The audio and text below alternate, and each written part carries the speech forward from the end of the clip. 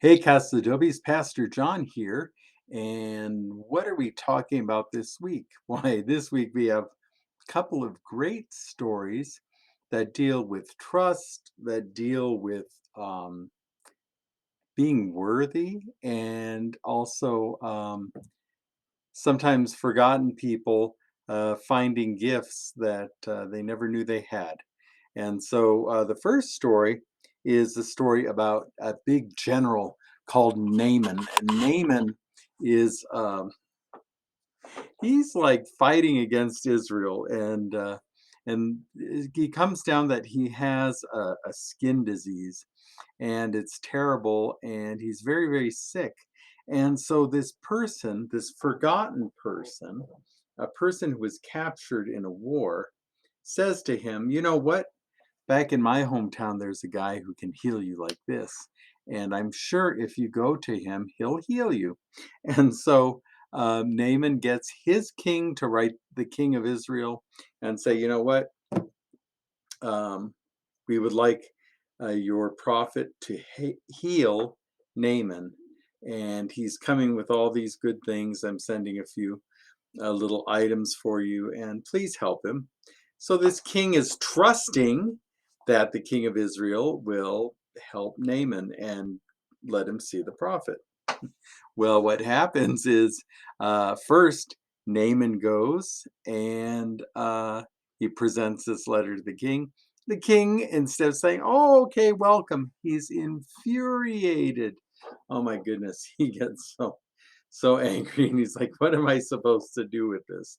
Rather than seeing someone who needs help, the king is acting in a way that's inappropriate. Anyway, he goes to see the prophet Elijah, and Elijah doesn't even come out to see him. He sends his little servant boy out, and he says, "You know what? Go." He says, "Go wash in the river seven times, and you'll be cured. Bye bye." Now Naaman gets mad, and he's throwing a fit. And his servant says to him, "You know what? You came all this way, and if he had asked you to do something hard, you would have done it. But now he asks you to do something easy, and you're throwing this fit."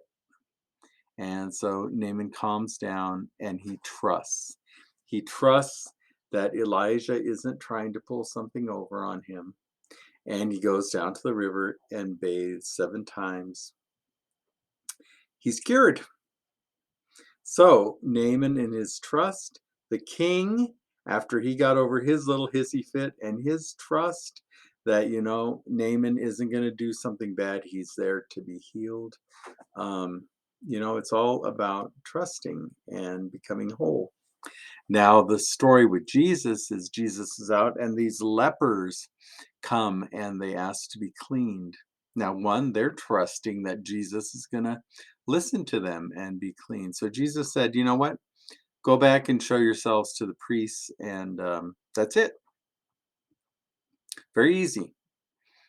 They all go back trusting that they're going to show themselves to the priest and be declared clean and go back to their lives again.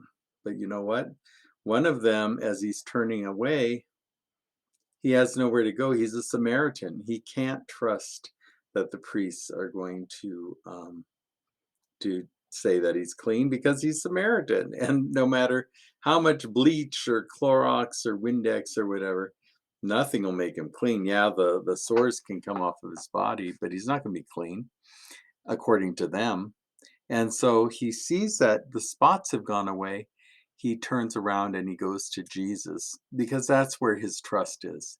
He trusts Jesus was the one who cured him, and that Jesus is the one where he's going to bring his thanks back to and be declared pure and clean and go back to his life.